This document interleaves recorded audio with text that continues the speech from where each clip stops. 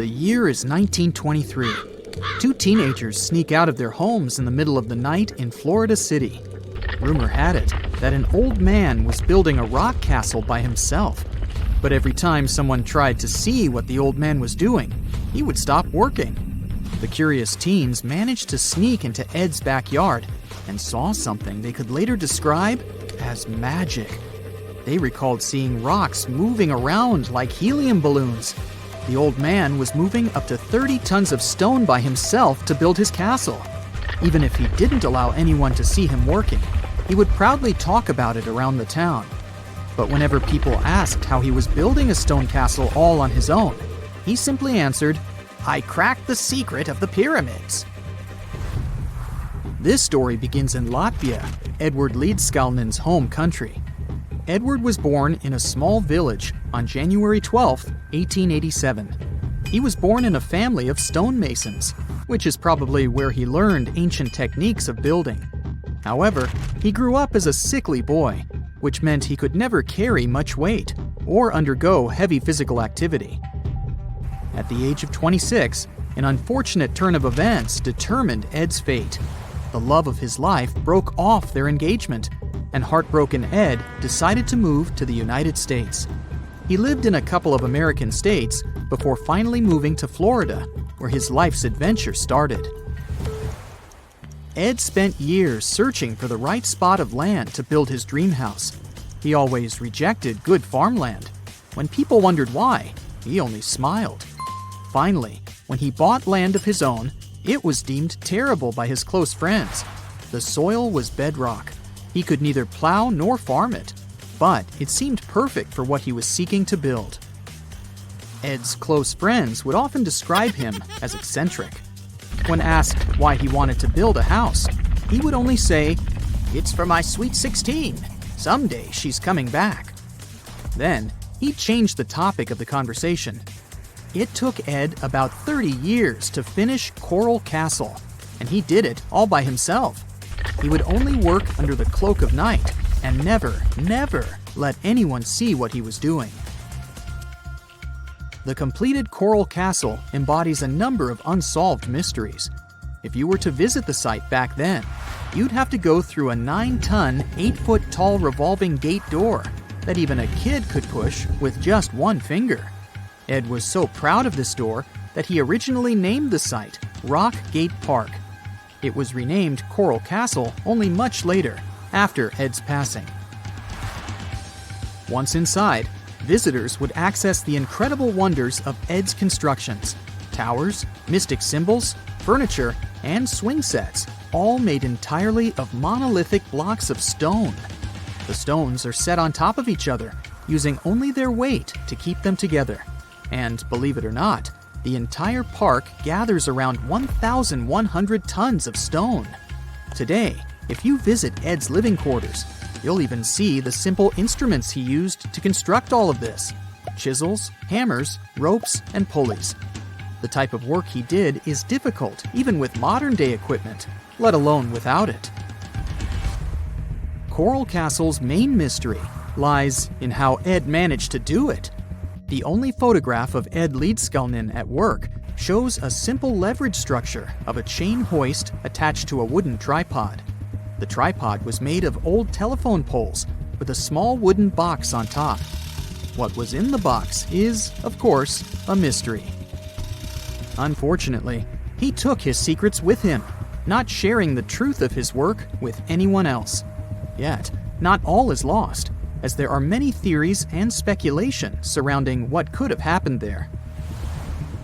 One theory says that there is a harmonic grid inside the Earth's surface, something that would create anti-gravity spots around the globe. It's believed that Coral Castle was built in such a spot. This could explain why it took Ed so long to find land that pleased him. Maybe what he was looking for was a place that allowed him to experiment with anti-gravity forces. Yet, whenever Ed talked about his work, he would say he understood the laws of weight and leverage, and, sure thing, that he had cracked the secret of the pyramid builders. And what secret is that, you might ask? According to Ed himself, it has to do with magnetism. He even published a pamphlet called Magnetic Current. There, he explains that every object has magnetic particles inside of them. A person just needs to understand where they are located inside such objects. This way, objects can be lifted and moved around without much effort, just like moving something heavy underwater. Researchers say that if we assume Ed Leedskalnin and the pyramid builders used the same technique, then it would only have taken 4,700 workers to build the Great Pyramid of Giza, instead of the 20,000 to 100,000 that is currently estimated. But this story just keeps on getting more and more mysterious. In the late 1920s, Ed was finishing the construction of Coral Castle in Florida City. Rumors about his work had spread around town. People said Ed was hiding a stash of money somewhere in his living quarters. One night, a group of men waited until Ed was alone and broke into the castle to rob him. They couldn't find the money and, luckily, didn't harm Ed. But in the following days, he decided that it was best he moved out of that land. Of course, he took more than his toothbrush along with him. Ed decided to move the entire Coral Castle to another land, 10 kilometers away from where he had built the park. Legend says he hired a truck driver and asked him to swear secrecy about what Ed intended to do. He asked the driver to look away while Ed loaded the truck by himself, moving all of the rocks without any help. With the truck loaded, Ed and his castle moved to Homestead, Florida, where the park is located until this day. In 1986, a group of engineers from Florida University was called to try to fix the park's gate entrance, the 9-ton revolving door that Ed was so proud of. They arrived with plenty of modern-day equipment, including a 20-ton crane. When the engineers took the door down, they noticed that Ed had used a strange circular stone at the bottom of the revolving door. The engineers couldn't understand how this frisbee-sized rock could withstand 9 tons of weight without breaking into pieces. They sent the rock to the geology department at the University of Florida, but the geologists simply returned the rock, saying they couldn't find a match of this rock in their databases. They couldn't determine its origin. The engineers put the 9-ton gate back into place, trying to use other techniques. At first, it didn't work without the base rock Ed had originally used.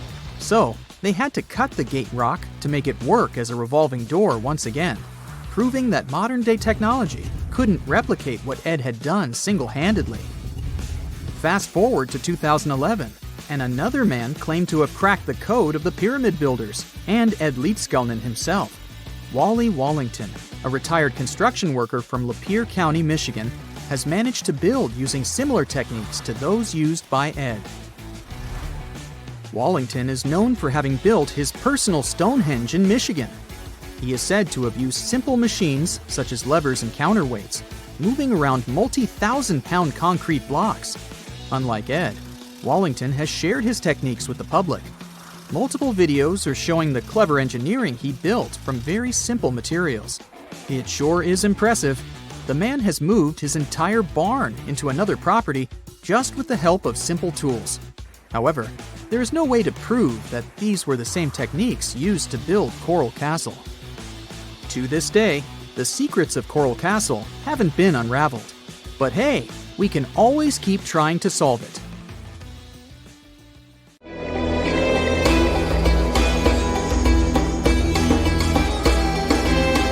The Great Pyramid was created as the final resting place of ancient Egyptian monarch Khufu. According to legend, French leader Napoleon entered the Great Pyramid and came back out looking shaken and super pale. He never revealed what he saw inside, but whatever it was is said to have affected him for the rest of his life. When Napoleon entered the pyramid, he would have walked through a super tight and ascending passageway. He'd then go through another passageway, known as the Great Chamber. This corridor would have been much taller than the previous one, and would have cobbles too.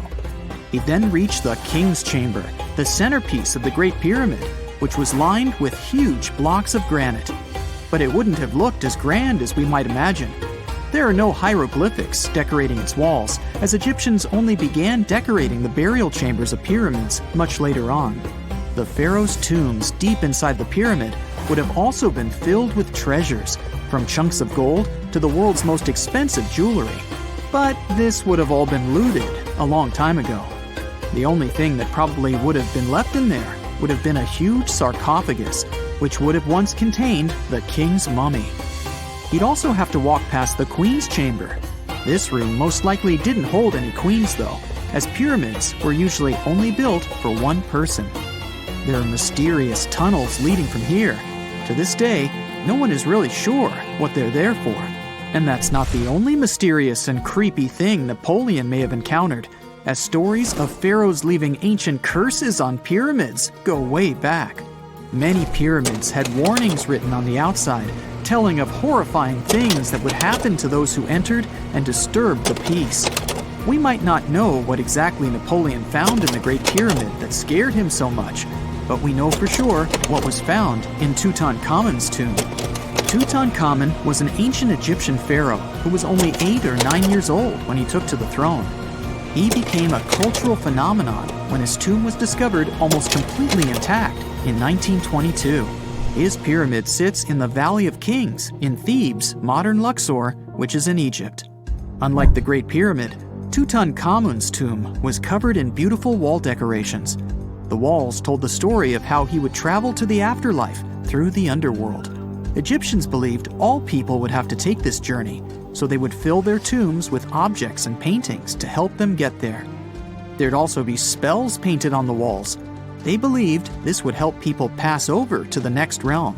The journey would be pretty long, and for that reason, the ancient Egyptians would also fill the pyramids with food. Tutankhamun's pyramid was filled with 8 fruit baskets.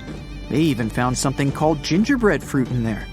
The rooms were jam-packed with furniture, statues, clothes, and staffs, amongst a whole bunch of other things. You'd likely find a lot of clothes and expensive jewelry in the pyramids as well. The ancient Egyptians wanted their ancestors to travel in style to the afterlife. They put Tutankhamun in his final resting place with over 50 pieces of clothing, all of the highest quality. There were tunics, scarves, gloves, and headdresses, and a ton of jewelry. Bracelets, pendants, necklaces, rings, and scarabs for protection were all found inside. Each of them was made of gold or precious stones. There were also fans made of ostrich feathers to keep the old pharaoh cool in the hot Egyptian sun. But the temperature inside the pyramids never actually went above 68 degrees Fahrenheit. The ancient Egyptians developed a super cool air conditioning system that we don't fully understand even today. Tutankhamun's pyramid also contained 130 walking sticks made from ebony, ivory, silver, and gold to help him on his journey. There were 3 chariots hidden away in case he got tired of all the walking. They also put 11 boat paddles inside, but there was no sign of any boat. The pyramids would be littered with the pharaoh's favorite scents and perfumes. During the excavation of Tutankhamun's pyramid, it quickly became clear that it had been robbed during ancient times. There was damage to doors and traces of oils left in empty jars. It looks like someone raided the pyramid for gold and the scents, perfumes, and oils that had been left for King Tut. There was still a bit of perfume, which was made from coconut oil and frankincense, left in one bottle. It seems like Pharaoh Tutankhamun loved board games. There was an ivory traveling set of senet in his pyramid. Although we don't know for sure exactly how to play it, we have figured out it was sort of an ancient Egyptian version of backgammon. It looks like it was a 2-player game where the goal was to knock your opponent off the board. Not really sure who Tutankhamun's mummy was supposed to play with though. The ancient Egyptians had some rituals that may seem pretty strange to us. For example, they used to shave their eyebrows off if they ever lost a cat. So it's not too surprising they put some really weird things inside pyramids. Archaeologists discovered a collection of mummified cats and scarab beetles in pyramids that date back more than 4,000 years. They were found in the pyramids of Sakara, which is south of Cairo. They also found a bunch of makeup kits and mirrors inside. Makeup was worn proudly by both men and women in ancient Egyptian times. Eyeliner was the most popular cosmetic. The Rosetta Stone was one of the best discoveries ever made in pyramids. It was found by our man Napoleon Bonaparte and his team. It's a black granite rock that dates back to 196 BCE. It's transcribed in Greek, Demotic, and hieroglyphic. When it was translated in 1822, we got the key to understanding ancient Egyptian hieroglyphics for the very first time. The discovery of Queen Hatshepsut's mummy in 1903 changed our understanding of the Egyptians forever.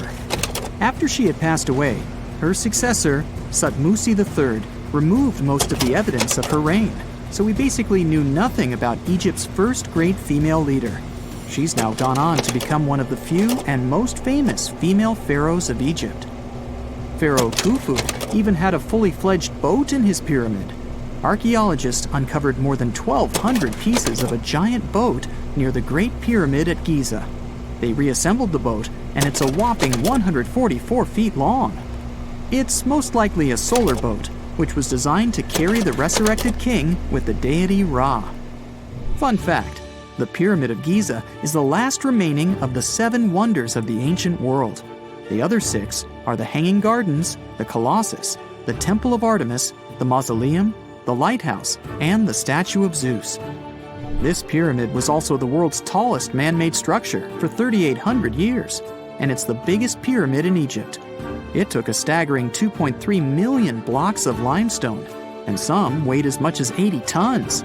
It took an incredible 100,000 laborers and a whopping 23 years to build. Its original height was a mega 480 feet. In 2017, archaeologists discovered something weird about Egypt's Great Pyramid. There's a hidden void that's at least 100 feet long, and no one really knows why it's there or what's actually inside it. The weird void is the first inner structure discovered within the 4,500-year-old pyramid since the 1800s. Scientists used cosmic rays to detect the massive hole, but are still no closer today to finding out what's inside. The ancient Egyptians took a lot of care building the pyramids, and everything was strategically placed and structurally sound, so it's super unlikely that this hole is due to blocks falling over time. Loads of pyramids also contain small model figurines called ushabti. These represented attendants. They believed they would come to life to serve the pharaohs in the afterlife. But it's amazing that all this stuff actually fit inside. There isn't actually a huge amount of space inside the structures. It's mostly just rock. And now we're off to almost 5,000 years ago. Let me take you to ancient Egypt, where back in 2550 BC, guess what? The construction of the Great Pyramids of Giza started. People learned to build cathedrals and skyscrapers, but it wasn't until recently that these massive buildings appeared. It's still a mystery to even modern scientists how these pyramids were built 5,000 years ago. No wonder they are one of the 7 wonders of the ancient world. They're also the oldest of them and the only wonder of the ancient world that still exists in the 21st century. It must have taken a lot of cooperation to build a thing that massive, even for today's metrics. But the Giza pyramids weren't the first pyramids ever. The first one, called the Step Pyramid, was built around 80 years before the first pyramid of Giza in 2630 BC for King Djoser. It wasn't meant to be extraordinary, but ended up being quite impressive. It was a pyramid of 6 stepped layers of stone. It was 204 feet high, which is as tall as a 19-story building. And it was the tallest building that existed at that time. It wasn't just a pyramid though, it was surrounded by a whole complex of buildings, including even courtyards. In ancient Egypt, people believed in the afterlife, so everyone, especially kings, wanted to make sure they had everything they needed to get ready for it. Here's why the pyramid complex was perfectly supplied with a lot of objects people used every day. The complex included a pyramid and a kind of a palace. Those buildings had many things the king loved and might need one day, like furniture, food, and gold vessels. After Djoser, building pyramids became common practice, but many pyramids weren't finished. It would usually take about 20 years to build one, but many rulers reigned way less than that. Overall, there are more than 100 pyramids. The most famous pyramids are the Great Pyramids of Giza. The first one and the biggest one was built for Pharaoh Khufu, around 2550 BC. Initially, it was 481 feet tall, which is as tall as a 40-story building. The second pyramid was built for Khufu's son, Pharaoh Khafre, around 2520 BC. It's just a bit shorter, usually standing at 471 feet high, a 39-story building. This is the pyramid with the famous statue of the Sphinx. Sphinxes have a lion's body and a human head. They were built to guard important areas. This one has the head of Pharaoh Khafre and is guarding his pyramid, facing the sunrise. The Sphinx is most well known and is one of the world's biggest and oldest statues. Originally, it had red color and did have a nose. It's still possible to see the trace of red pigment by its ears. But no one knows exactly when the nose disappeared. For some time, the Sphinx was sort of hidden underground, being covered with sand up to its shoulders. Luckily, in the early 1800s, an adventurer with a team of 160 people dug it out. The third pyramid of Giza is the smallest one, being more than twice shorter. Originally, it was 218 feet high, about the height of a 20-story building. Built in 2490 BC, it was a pyramid for Khafre's son, Menkaure. The pyramids are designed to align with the points of the compass, and their sides symbolize the rays of the sun. But back at the time, there were no compasses. Ancient Egyptians figured out the directions themselves, and with amazing precision. To align the pyramids, they used two constellations. Originally, the pyramids were covered in smooth white limestone and had a gold-silver top to reflect the sun. Later, the white limestone was taken from the pyramids by other kings and used for other buildings. Scientists estimated that ancient Egyptians used about 2.3 million stone blocks to build the first pyramid. Each block weighed more than 1 ton. This is the weight of a rhino. Some blocks were even bigger, being almost as heavy as an elephant. 4.5 millennium ago, there was no modern equipment to help build it. There were no machines, no wheels, and even no steel. The only metal available to them was copper. Even today, scientists aren't sure how the Egyptians managed to build the pyramids. There are no records left that would shed light on it. Some even think that Egyptians wanted to keep it as their secret and didn't even record it on purpose. Many believe that poor people and foreigners built the pyramids, but it's not true. Actually, the builders were very skilled workers, and they were fed and paid well. The archaeologists claim that the builders lived in a nearby temporary city and were a highly organized community with a strong leader. Scientists say that around 20,000 people worked on each pyramid complex, and it took about 20 years to build each. It probably was a national project. The construction site was large in resources, and food and essentials were likely to be contributed from all parts of Egypt. Even with all that support, it remains unclear how people managed to cut, transport, and assemble those huge stones. One of the theories suggests the stones were most likely transported on boats down the Nile River. Then, there was a harder part. They had to be moved to the construction site. For that, they probably used wooden sleds. It wasn't very hard to pull them because the sand mixed with the right amount of water was pretty slick. And 10 people could move a sled even with a rock weighing 1 ton pretty easily. Finally, one last problem. The stones had to be lifted and put into place. Archaeologists have discovered the remains of the ramps system that dates back to when the pyramids were built. Most likely, the Egyptians designed a unique system to move and pull huge stone blocks, but no one knows what it looked like exactly. The most common opinion is that there were several ramps around the pyramid to help move the blocks. The ramp was growing with the pyramid getting higher. They suppose people were walking up the stairs, pulling the stone on the wooden sled up in the middle on the sandy ramp. But this is just one of the options.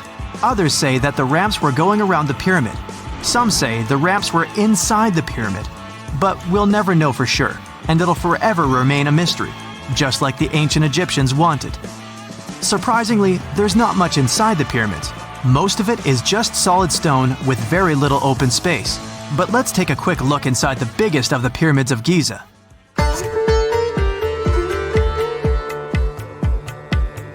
From the entrance, there are 2 stairs, one going down and the other one going up. The descending one takes you to a chamber located underground. That's where the pharaohs are, but not in this pyramid because Khufu wanted to stay higher. The underground room is partly unfinished. The room with Khufu's sarcophagus is called the King's Chamber. It's upstairs and then through the tall and long Grand Gallery. Below the King's Chamber, there's a room called the Queen's Chamber. There are no queens though, and no one is sure why the room is called this. Unfortunately, none of these have any hieroglyphs on the wall. They're just bare. If you want to see them, you should go to the other rooms that are decorated.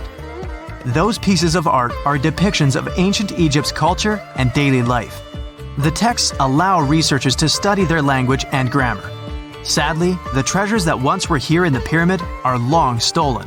From that room, there are several tunnels for an unknown purpose. There are many tunnels and passages inside the pyramids. There are many chambers and shafts and secret ways. Scientists have been sending little robots with cameras there for some decades already. And the robots did discover another chamber a bit upstairs with hieroglyphs on the walls. But even today, much of the pyramids is still unknown, and there's no so-called building plan of the pyramids. Egyptians did create a mystery no one can crack for 4,500 years already. Scientists recently started to X-ray the pyramid to learn what's inside it without entering it and its narrow, mysterious tunnels. Secant, cosine, tangent, sine, 3.14159. Yeah, that was the cheer we heard coming from the trigonometry club back in the day.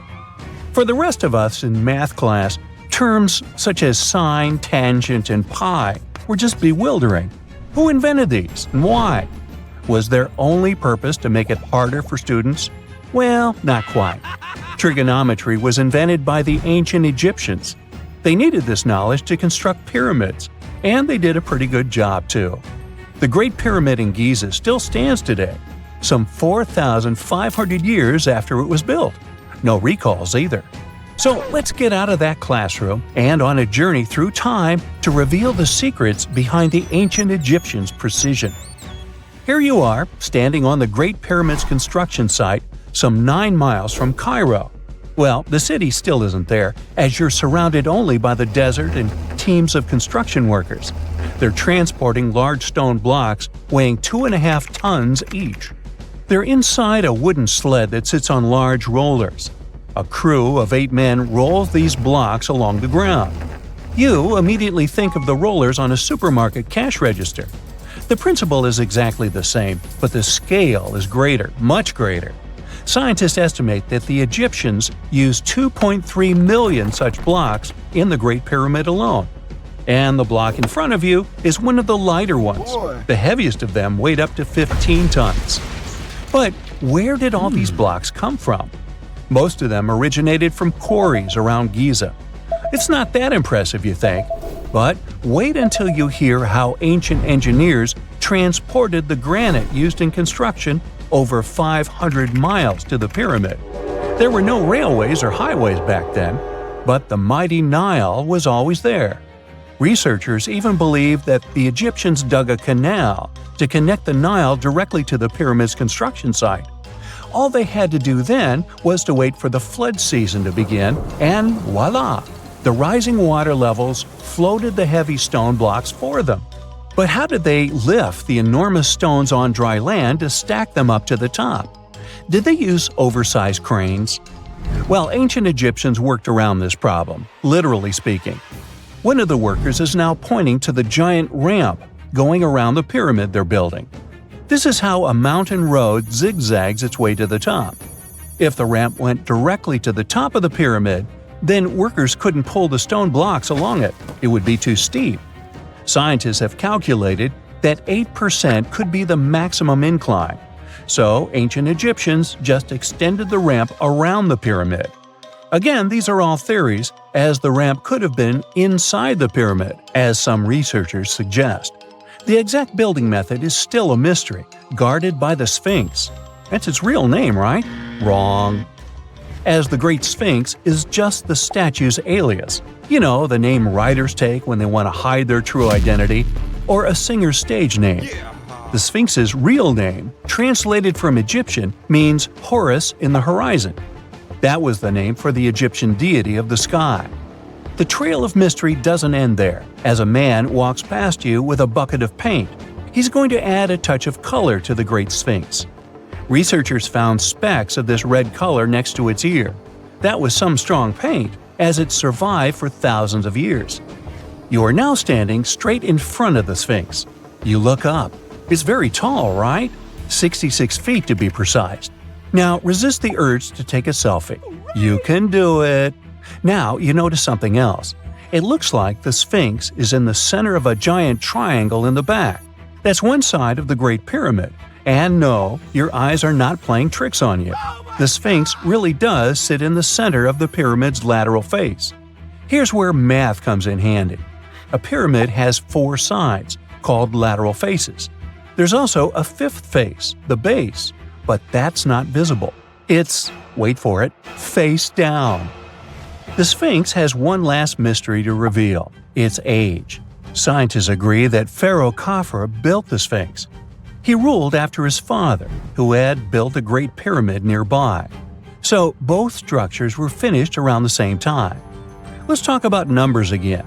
You've heard of Cleopatra, the Egyptian princess described as a woman of great beauty. Hello? She saw the pyramids, but she lived closer to the time of the first iPhone than the time of the people who built the pyramids. Fascinating, right? You can see thousands of people around you. They're working hard to build the pharaoh's tomb. But how many of them are there exactly? One Greek philosopher estimated there were as many as 100,000 workers. Seems like an okay number for such an enormous structure, but it can't be true. Science simply can't back up this number. Egyptologists put the total number of workers at 30,000. And yes, Indiana Jones was one of them, at least on the big screen, but he showed up late. Egyptologists know a lot about the pyramids, but not everything. Not because they don't want to, but because they haven't yet dug up enough evidence. They can only guess how the building process went. First, engineers would arrive to choose the right spot and do the necessary measurements. That's why they needed all that complicated math. Then, it's time for sourcing the material, the large stone blocks I mentioned earlier. When boats deliver them to the site of the future pyramid, workers can finally do their thing.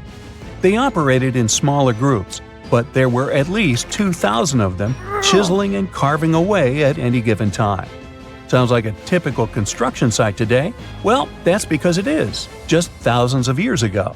It's amazing what ancient Egyptians were able to achieve with just copper and stone tools. The pyramid is now complete in front of you. But is it the same pyramid we see today? Why is this structure shining bright in the desert sun? Isn't it supposed to be a dusty yellow color? Well, no.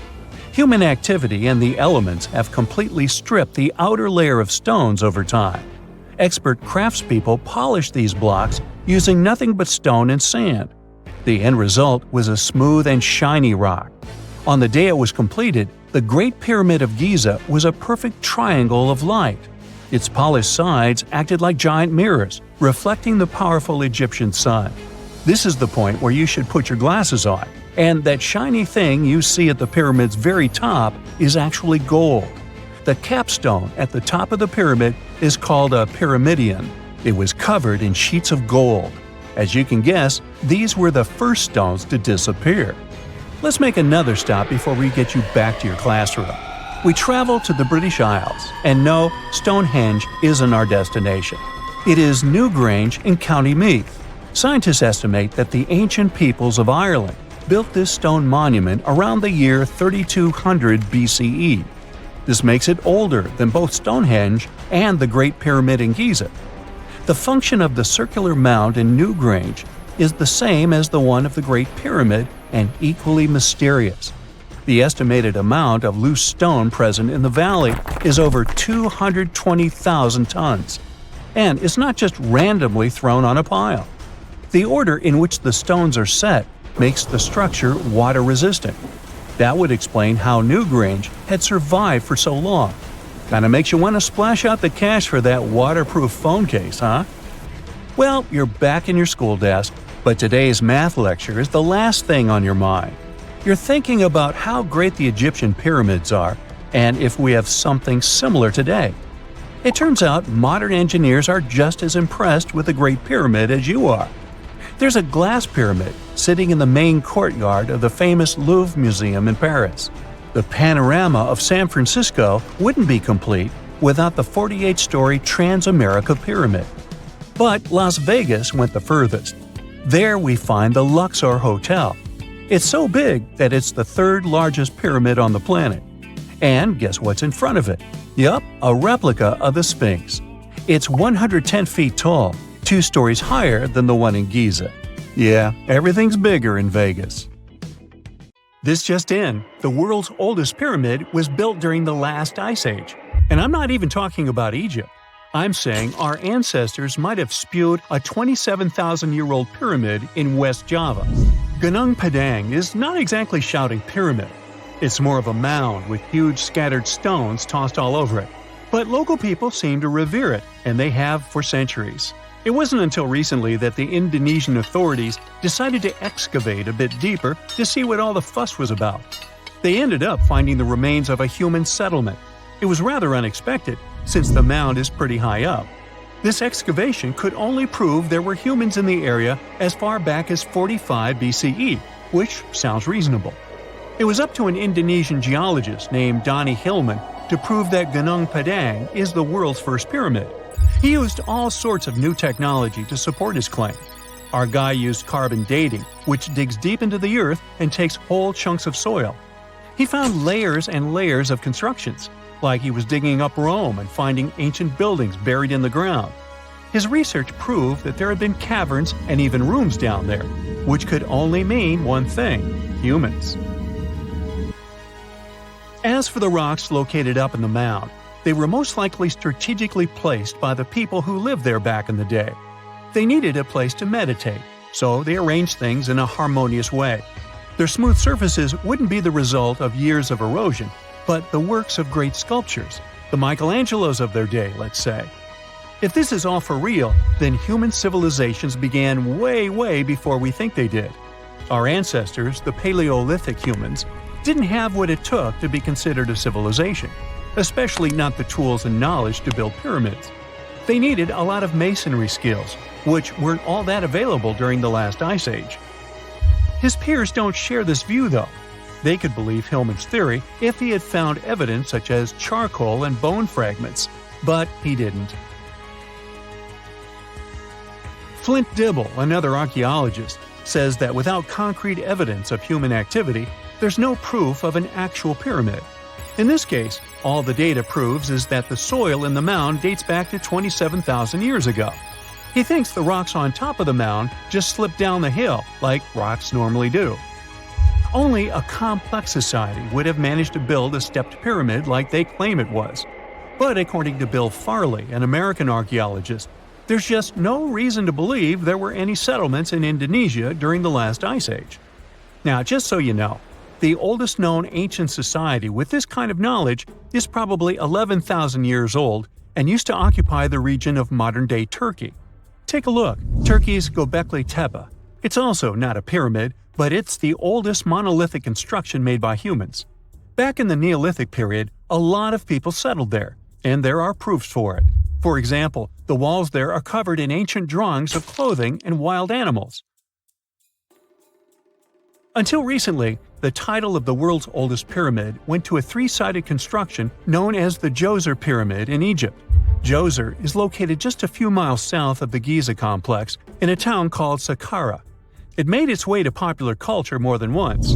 In the 18th century, it became a common feature in European paintings. Young men from the cultural elite did a grand tour around the world, and Sakara was at the top of their list. It was also featured in the video game Assassin's Creed, with a digital representation way more accurate than many historical drawings of the thing. That was kind of a big deal in ancient Egypt, to build pyramids for kings to spend their afterlives. And if you thought the Khufu pyramid was the oldest one in the world, well, Djoser was built 70 years ahead of that time. The development of new technology has allowed archaeologists to make groundbreaking discoveries, and a new, or should I say ancient pyramid in South America might win the title in dispute. It turns out that pyramids were also pretty fashionable in the Americas in the old days. Among them are the iconic pyramids of Guatemala's Tikal temple complex, the same ones that appeared in Star Wars No. 4. But to find the oldest pyramid in the Americas, one would have to travel to Peru. Deep in the Peruvian desert, archaeologists stumbled upon a sprawling ancient metropolis known as Caral. At first, researchers believed that the settlement was pretty recent, since the site was way too complex for ancient technology to handle it. As we said, Caral is a desert town, like Las Vegas, but without all the hoopla. This means no easy access to water. And for cities like these to thrive, they need a considerable irrigation system, which leads us back to complex technologies. The Peruvians surprised us all with this new discovery. This site was huge, filled with an amphitheater, houses, and religious buildings. The whole thing probably sprawled through 370 acres. And when scientists went to test their initial hypothesis using radiocarbon dating, they found that the city probably sprung around 2027 BCE. On the site, archaeologists found 6 pyramids that could possibly predate the one in Sakara. As far as they know, both civilizations coexisted in the same time period, in opposite parts of the world. But since researchers can't pinpoint the exact age of Caral's pyramids, it's pretty hard to guess which civilization completed their pyramid first. If only we had a crystal ball. Now, it just so happens that the shape of a pyramid is something that nature is able to produce all on its own, leaving us modern-day humans a bit confused. A classic example is the Japanese side of Yonaguni, which also goes by the name of Japan's Atlantis. The entire monument is about the size of 5 football fields and the height of a 5-story building. Explorers and scientists believe that Yonaguni dates back to 10,000 years ago. For Japan's top marine geologist, Professor Masaki Kimura, Yonaguni is the heritage of a lost civilization. Kimura has dived into exploring the ruins over 100 times over the past 10 years. To him, there are clear signs of human activity down there. Check out this triangular-shaped pool on the monument's surface. Kimura thinks it's actual proof of humans, because this triangle-shaped concave is a historical symbol of water fountains in the region. As it happens with a lot of these cases, not all scientists are convinced the same. For many, Yonaguni is probably the result of thousands of years of erosion, and the fact that the monument is composed of one massive rock leads them to believe it is not really human-made. Sure, these huge basalt columns may look like the ruins of a palace, but they're most likely the result of the intense volcanic activity in the region. And speaking of natural formations that really look like a human made it, a pyramid on Mars has been a hot topic lately. Humans have been keenly trying to prove that there is life on Mars for quite some time. But some are stretching it really far, saying that little green or gray people built a pyramid on the planet to try and build their own civilization. This picture was taken over a decade ago by the Mars Reconnaissance Orbiter, the MRO, but it started to resurface recently. It shows what looks like a 3-sided pyramid. Some people claim that the smooth side of the pyramid could only be the effect of otherworldly work. Then science comes along and explains that Mars is home to one of the deepest canyon systems in the whole solar system. The so-called pyramid is located in what is known as the Kandor-Chasma region. This Martian region has a bunch of similar formations that are nothing more than the result of erosion. Nothing supernatural going on there, apparently. This is not a dune set. This is a very real desert in Niger. Jado was probably built by the nomadic Sao people and is filled with ksars, which are fortified houses made of salt and clay, with giant walls and secret passages. Located deep in the desert, it was once a vital stop for trans-Saharan caravans, but is now a hotspot for smugglers and bandits. The site has been off-limits since 2002 due to its dangers. The origin of the ksars remain a mystery. No archaeological studies have been conducted, leaving many questions unanswered. Even today, shifting sands reveal and conceal parts of these ancient ruins, fueling local speculation about what might still be hidden beneath the desert. Speaking of connective tunnels, scientists were blown away by the discovery of lava tubes in Saudi Arabia. These underground passages form when molten lava cools down. Researchers believe that ancient nomadic groups may have utilized these tunnels to survive the super harsh desert climates. While excavating the tunnels, archaeologists uncovered artifacts, rock art, and skeletal remains. the art and animal bones show that the people who used the tunnels were probably sheep and goat herders. They're still piecing together whether these groups lived in the tunnels for extended periods or just used them as temporary shelters. The Great Pyramid of Giza has been standing for thousands of years, but it's still hiding secrets. Using special scanning technology, scientists found two hidden structures under an ancient burial ground. The first is a shallow L-shaped structure, and below it is a much larger space that could be a final resting place or a chamber. The smaller structure was filled with sand on purpose, while the deeper one might be an empty chamber. Experts believe the two are connected, possibly as an entrance leading to a secret chamber.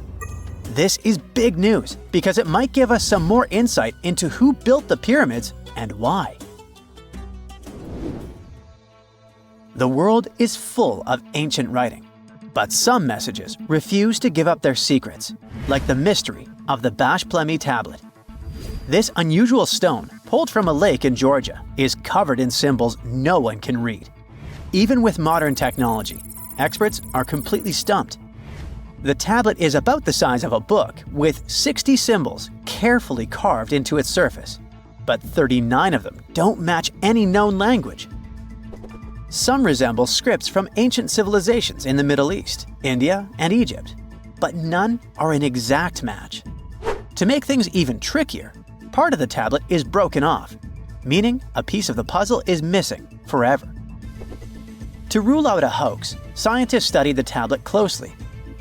They confirmed it's made of vesicular basalt, an extremely tough local rock. Whoever carved these symbols must have been really skilled.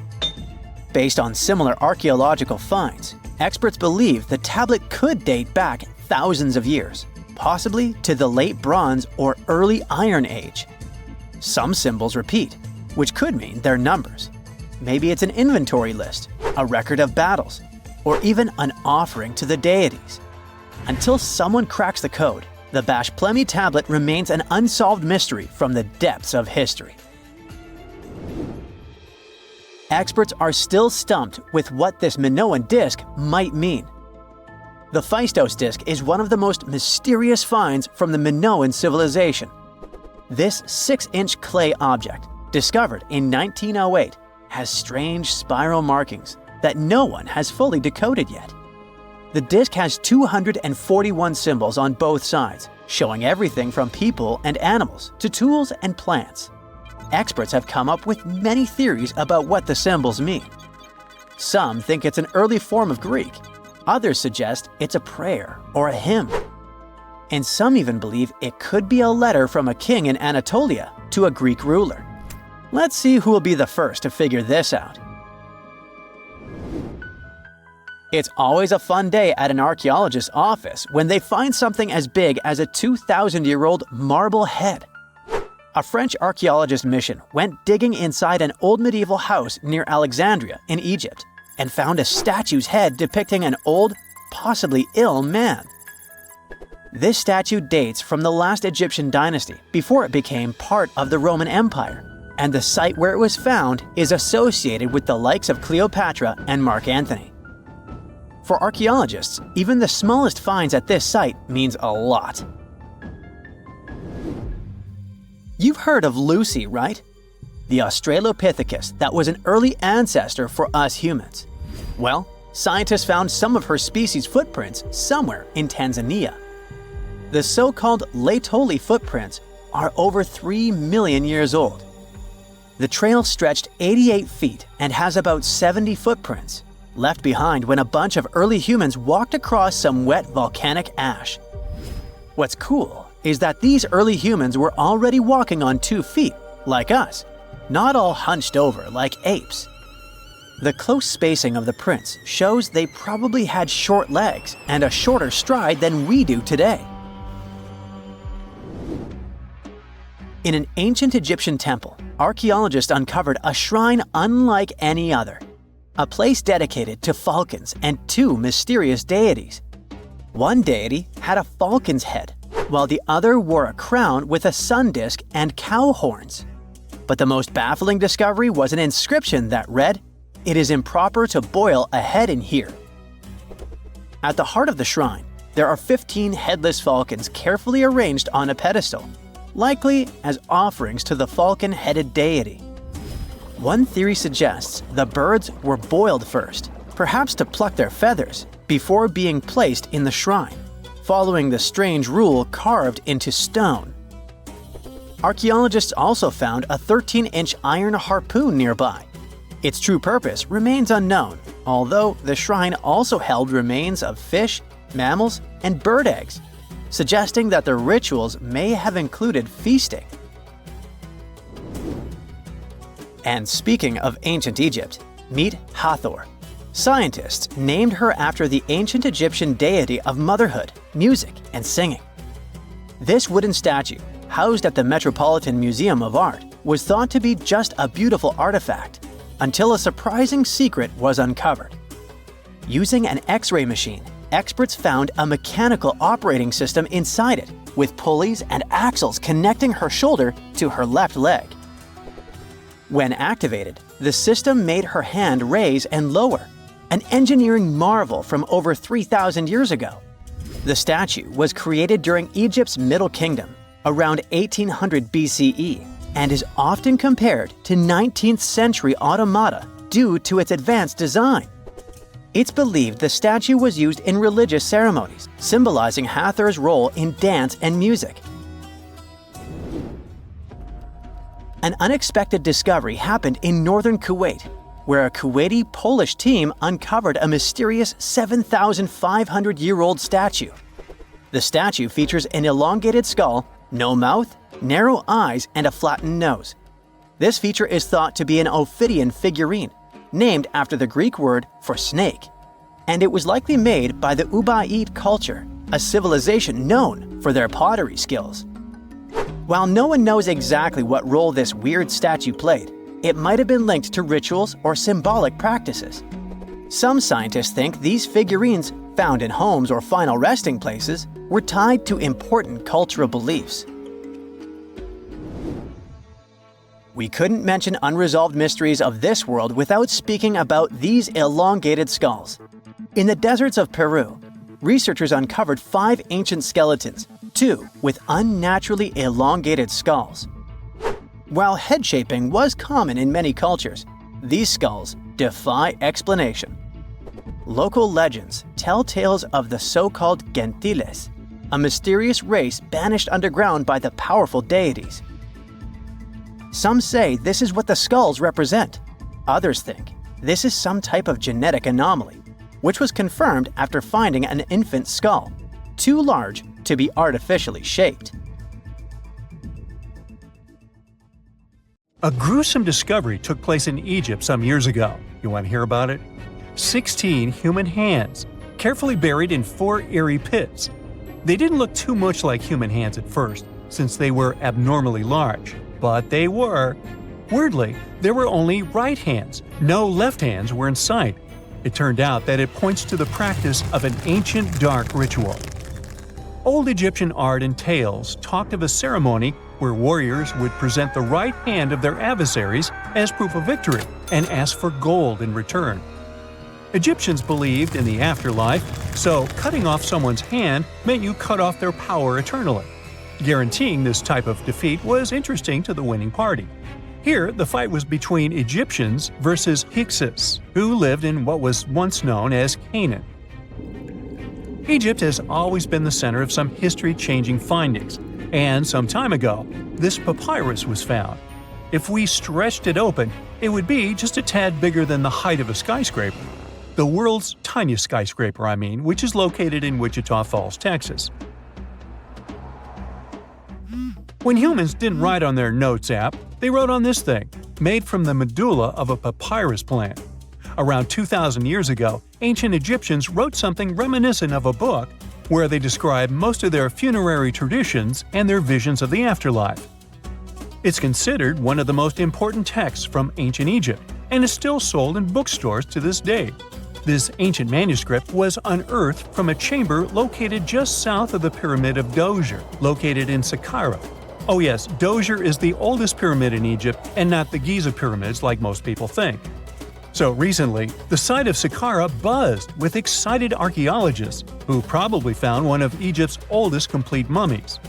They believe that this beautiful and well-preserved mummy was that of a wealthy man. He was discovered in a deep shaft, covered in layers of gold leaves. There are many symbols that show he was an important and wealthy man, like the band he wore on his head, the bracelet on his chest, and the fact that he was embalmed with a tunic, which was reserved for Egypt's finest. The most exciting part of the entire discovery was finding the resting place sealed with mortar, just as the ancient Egyptians had left it 4,300 years ago.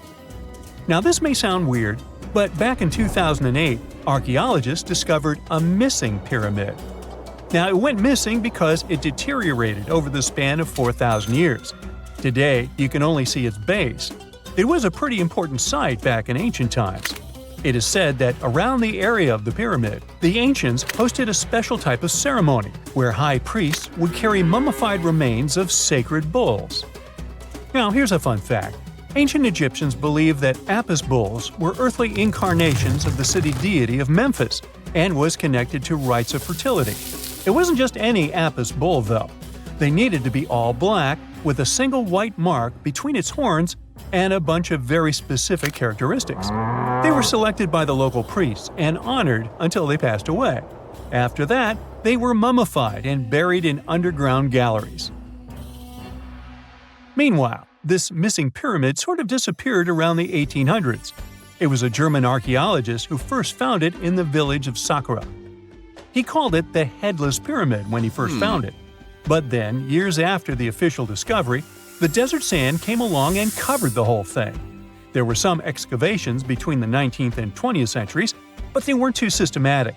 That's why scientists were so thrilled when they dug an entire pyramid's base after removing the 25-foot mound of sand that was covering it.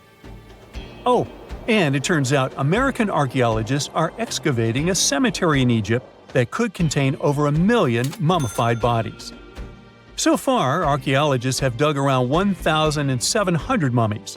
One of the main differences from other classic Egyptian mummies is that these people weren't kings and pharaohs. They were commoners that most likely lived about 1,500 years ago, when Egypt was controlled by the Roman and Byzantine empires. The name of the cemetery is cool, though, the Way of the Water Buffalo, just in case you want to check it out on your next trip. Other than bulls and buffaloes, ancient Egyptians also liked baboons. Are you seeing a pattern here? In the beginning of the 20th century, archaeologists discovered a site filled with mummified baboons in a place called, guess what? The Valley of Monkeys. An animal wouldn't have been mummified if it wasn't considered important. Certain animals were more important than others, since they were linked to specific deities. Jackals were connected to Anubis, the ancient god of the afterlife, and cats were likened to the female deity Bastet. Baboons were a pretty big deal, since they were believed to be connected to Thoth, the deity of wisdom and advisor to Ra, one of Egypt's supreme deities. The archaeologists who studied these animals weren't too happy. They think these baboons were kept inside and were deprived of sunlight for most of their lives. They had extreme vitamin D deficiencies and they were poorly fed. Maybe Thoth got angry with these baboon keepers. Just a guess.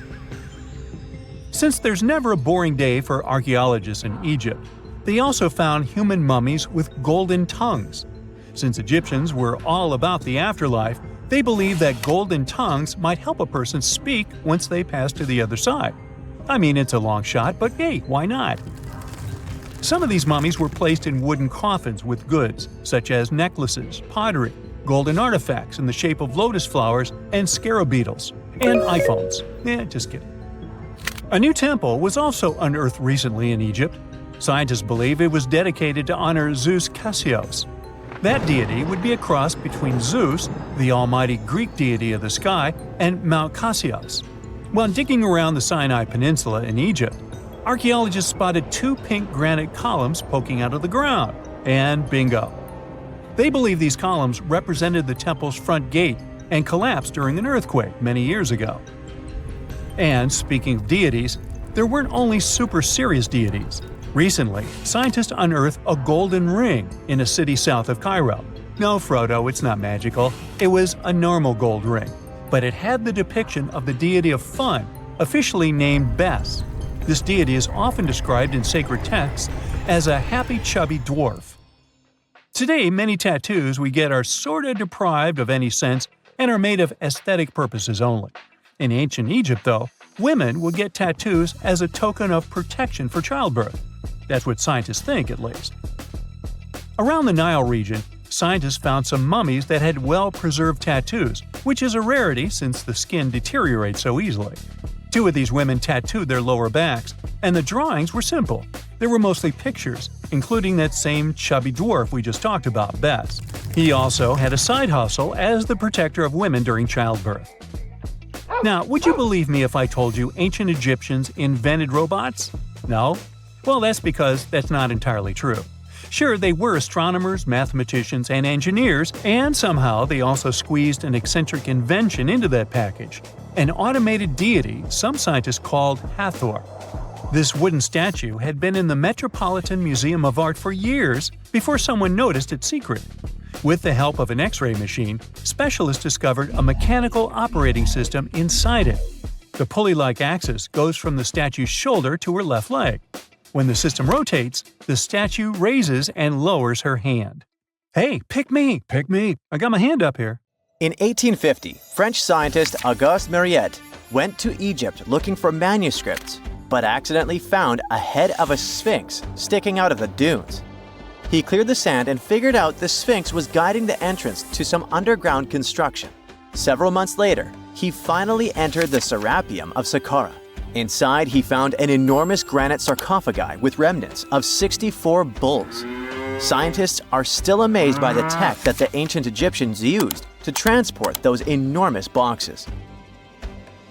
The Serapium was built around the year 3000 before the Common Era. It was an underground tomb built to honor the sacred Apis bulls of ancient Egypt. It had a long hallway, almost 500 feet long, with giant stone rooms on both sides. Some of the sarcophagi weighed as much as 50 average cars, and all of them were made with super precision with exact 90-degree angles.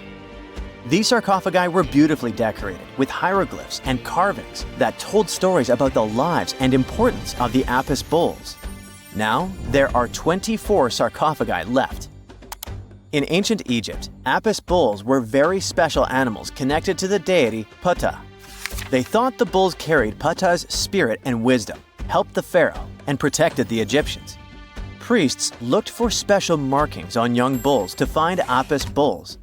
It could be a white triangle on its forehead, which symbolized divine light, a shape on its back like a vulture's wing, and a scarab shape under its tongue, which stood for rebirth. If a bull had these signs, they believed it was chosen by Ptah and treated it like royalty. The chosen bulls lived in a special temple in Memphis, the city where they worshipped Ptah. They received the best care and offerings from visitors who wanted their blessings. When an Apis bull passed away, it was treated with great honor and mummified. When Mariette entered the Serapium, he noticed traces of rollers on the gallery's floor and found 2 wooden horizontal winches. Each had 8 levers. Later, other explorers saw double rails. The burial chambers were lower than the hallway floor. To get the boxes into place, workers filled the chambers with sand so the sarcophagi could be rolled in straight. Then they slowly removed the sand to gently lower the boxes into perfectly cut spaces in the bedrock. A carved stone sign found in the Serapium said it took 28 days to move just one sarcophagus and its lid into its spot during the time of Ptolemy II. The extreme precision of the sarcophagi with 90-degree angles also has an explanation. Ancient Egyptians wrote texts, or rather, papyrus, on geometry a long time ago. It shows that they knew the approximate number pi and could calculate the volume of a pyramid with its top cut off. If they could figure out complicated math like that back then, it makes sense that they could also carve perfectly flat surfaces 500 years later. All this sounds pretty legit, but some people think certain things don't add up here. The size of boxes is way larger than the size of bulls, yet they buried pharaohs in tiny coffins that barely fit their bodies. The sarcophagi are made out of granite with crazy precision, and they could have just used limestone, which would have made things way easier. The transportation of the boxes seems pretty simple, but only in theory. If one person could pull about 440 pounds, then at least 250 people would be needed to pull just one box. The tunnels in the Serapium are really narrow, only about 2 feet wider than the boxes themselves. There's no way hundreds of people could have squeezed into those tight spaces to pull the boxes. And even if they did, how would they turn the box in the cramped corridor, lower it into its niche, and place it perfectly in the middle? Somehow, they did this 24 times, and every box is centered perfectly. Plus, the chambers were dusty, and there were no signs of soot from lamps. This means they must have worked in almost complete darkness. The real use of the boxes could also be different. A long time ago, even before the Egyptian pharaohs ruled, the local people already knew how to use fermentation. It happens when tiny organisms called yeast eat certain ingredients like starch and turn them into gas and ethanol. So someone in ancient Egypt probably put food like barley, bread, and even meat inside a giant stone box, then closed it tight with a heavy lid. These stone boxes, carved from granite, were so precisely made that they were almost completely sealed, so nothing could escape from it. As the yeast inside the box started working, it created more and more CO2 gas. It built up pressure inside the box. The granite boxes were incredibly strong. They could handle more pressure than a car tire can hold. When granite was squeezed under such pressure, its crystals produced a tiny electric charge. This effect was possible because granite contains quartz, a material that reacts to pressure this way. The process also needed meat or animal parts, possibly to help the yeast grow better.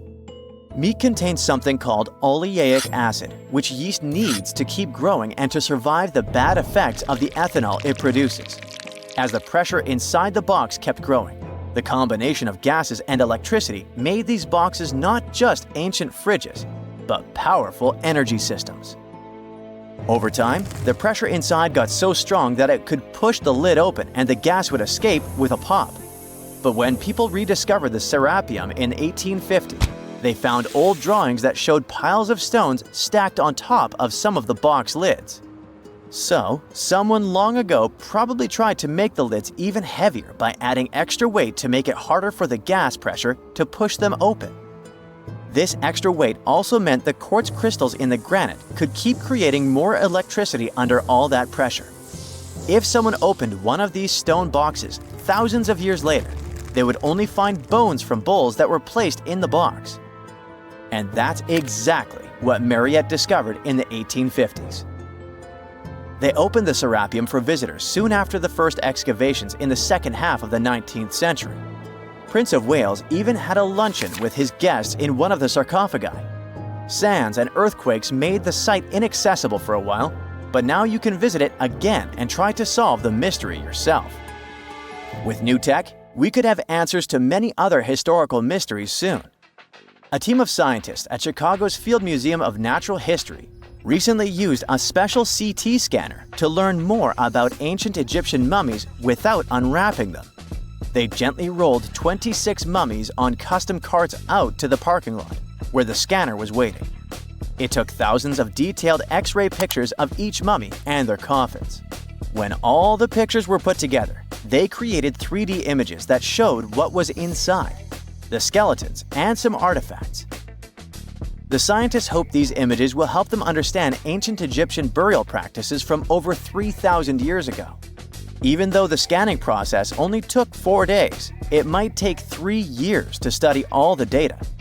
But scientists were able to learn some personal details about the mummies. One of the most popular mummified individuals at the museum, Lady Chineta, was a woman who lived in ancient Egypt about 3,000 years ago. It looks like she passed away in her late 30s or early 40s. To make sure her body looked complete for the afterlife, embalmers put stuffing in her neck to keep it from collapsing.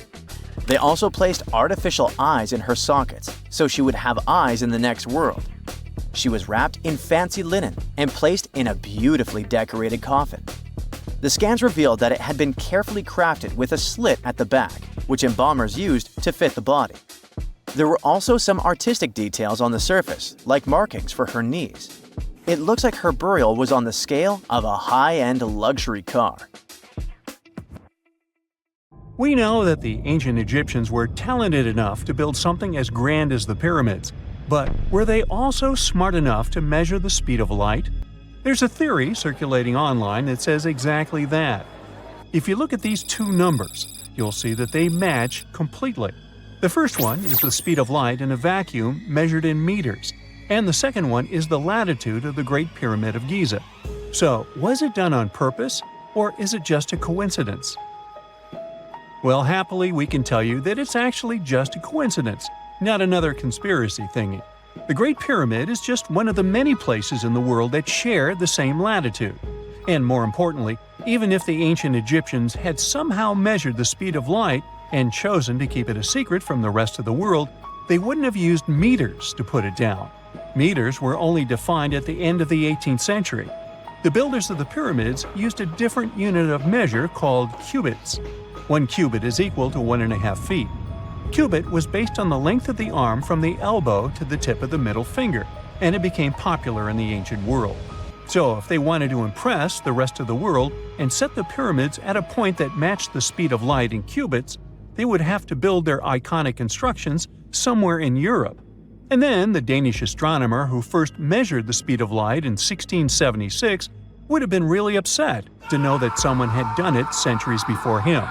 So although they were ahead of their time in many aspects, the ancient Egyptians never measured the speed of light or used longitude and latitude to map their locations. The base of the Great Pyramid of Giza might seem like a perfect square, but it's actually an 8-sided structure, not 4-sided. Each of its 4 sides has a subtle concave indentation that splits it evenly from base to tip. The official version is that a British pilot was the first to notice it in 1940 while flying over the pyramid. He took a photograph that showed shadows highlighting these indentations.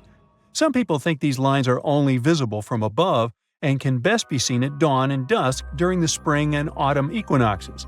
This has led to a freaky theory that the ancient Egyptians might have designed the pyramids to communicate with something looking at them from above.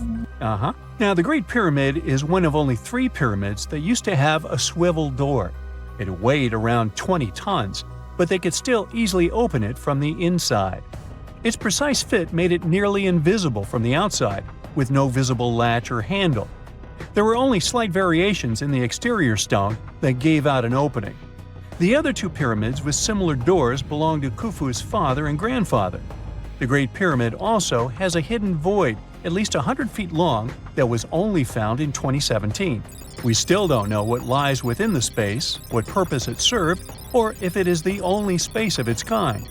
Researchers use the same tech to see through cathedral walls, Mayan pyramids, and even volcanoes. It depends on a natural shower of subatomic particles called muons. They pass more easily through empty space than through solid materials.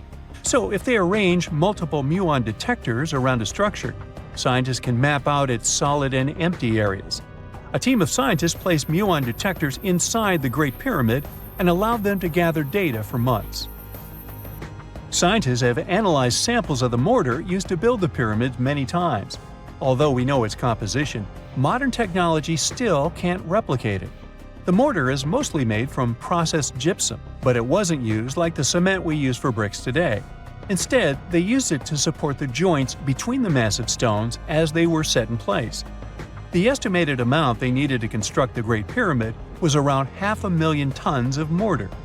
The gypsum mortar is stronger than the stones themselves and has held up for thousands of years. Now, all 4 sides of the Great Pyramid are aligned with the cardinal points – north, south, east, and west. According to geologist and engineer Glenn Dash, the alignment is accurate to within 4 minutes of arc, or 1/15th of a degree. The architects managed to achieve this without modern tools like drones, blueprints, or computers. Many researchers try to explain this construction miracle.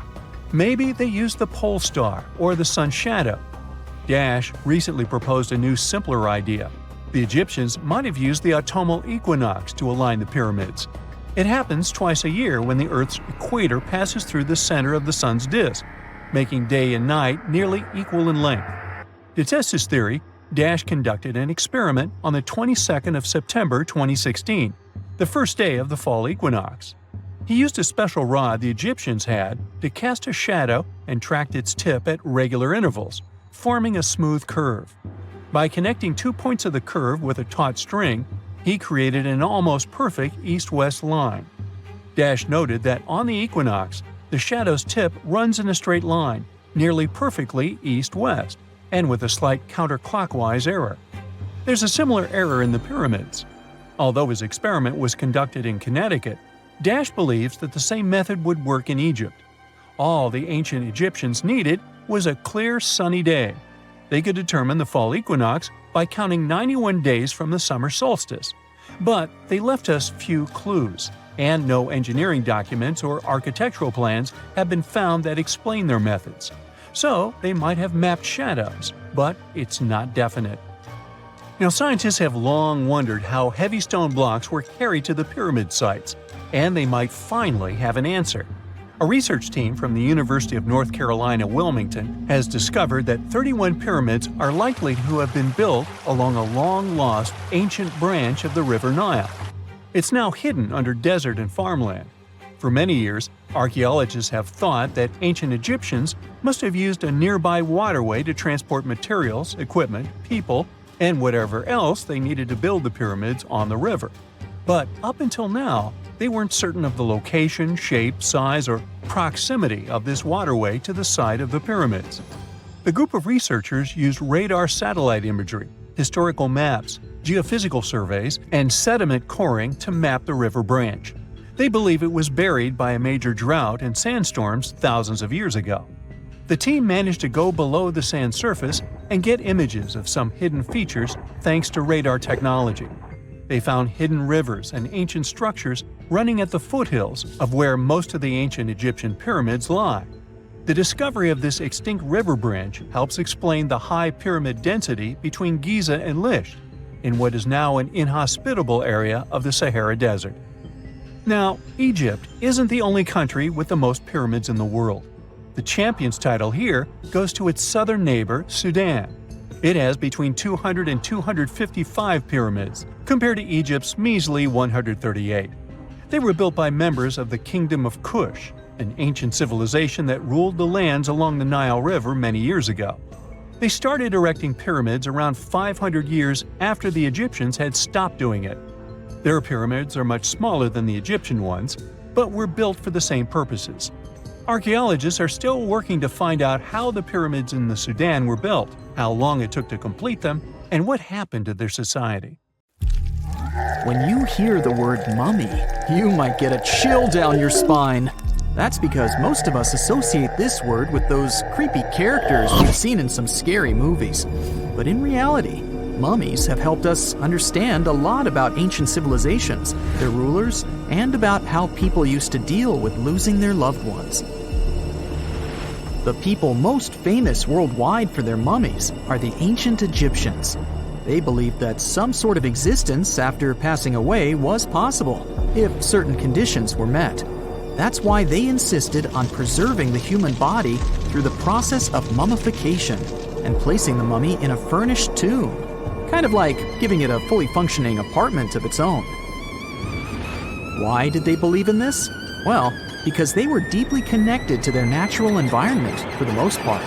They saw the natural cycles around them, like how the sun rose every day, followed by the moon, or how new life was always sprouting from plants, even after they had wilted away.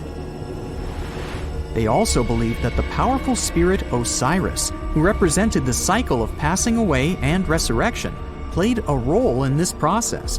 To prepare for the afterlife, the ancient Egyptians followed certain rituals, like mummification, which involved using materials like honey, resins, and incense to preserve the body. There's no other mummy more popular than that of King Tut. He was a young pharaoh who ruled over 3,000 years ago in Egypt. The problem with discovering ancient royal tombs is that most of such burial sites were previously robbed. People knew ancient rulers had been left with many valuable belongings, so those locations became vulnerable to thieves. When King Tut's tomb was opened in 1922, people were excited, because it had not been robbed, like many other previously discovered royal tombs. That's how well hidden it was. Inside, his mummy was encapsulated in a total of 3 coffins, including one made of gold. The objects found in his tomb showed us what ancient Egypt was like, and studying his mummy also helped us learn about the culture and practices popular at the time when he passed away. We also learned about his family by looking at his DNA. Scientists were able to discover that he had had a disease called malaria and a problem with his foot that might have made it hard for him to walk. Ramses II was another pharaoh in Egypt who ruled for 68 years, which was quite a lot back in the day. He was known for his expansion campaigns and building projects. Many objects from his time as a ruler still exist today, including a large statue of him. Ramses II was about 6 feet tall and lived to be about 90 years old.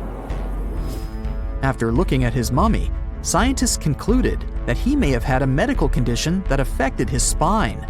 Now, remember those thieves I mentioned before? They are probably the reason why Ramses II ended up in a plain coffin in a secret collection of royal mummies at Deir al-Bahari, which was rediscovered in 1881. Thankfully, archaeologists were able to identify him because his journeys had been recorded on his wrappings. The process was really tedious too. In fact, in ancient Egypt, the mummification process could take a staggering 70 days to complete. A special person would say a very specific speech while delicately handling the body and drying it out using a type of salt called natron. They also used linen and resin to make the body look more lifelike and to wrap it in cloth. The tomb was equally as important for ancient Egyptians. The walls of King Tut's tomb, for example, were adorned with intricate artwork that depicted his journey to the afterlife, from his burial procession to his passage through the underworld. The ancient Egyptians believed that everyone made this journey after passing away, and they filled their tombs with items and paintings to help the person in their spiritual travels. Additionally, the walls of the tomb were decorated with spells from a special book, which contained a collection of poems that the Egyptians believed would help people reach the afterlife. And speaking of how important this journey was, people also placed food in these ancient tombs. In King Tut's tomb, archaeologists discovered 36 jars of vintage beverages and 8 baskets of fruit, which were believed to be left there to help him in his journey to the afterlife. The Egyptians believed that traveling to the afterlife took a really long time, so they left a lot of supplies, such as food and water, to sustain their loved ones. Pharaohs also generally had numerous luxurious garments and beautiful jewelry in their tombs to ensure that they would have a fashionable journey. These items included various types of linen clothing, such as tunics, scarves, gloves, and headdresses, as well as a lot of gold jewelry with precious stones, like bracelets, buckles, pendants, necklaces, rings, and even precious depictions of insects for protection.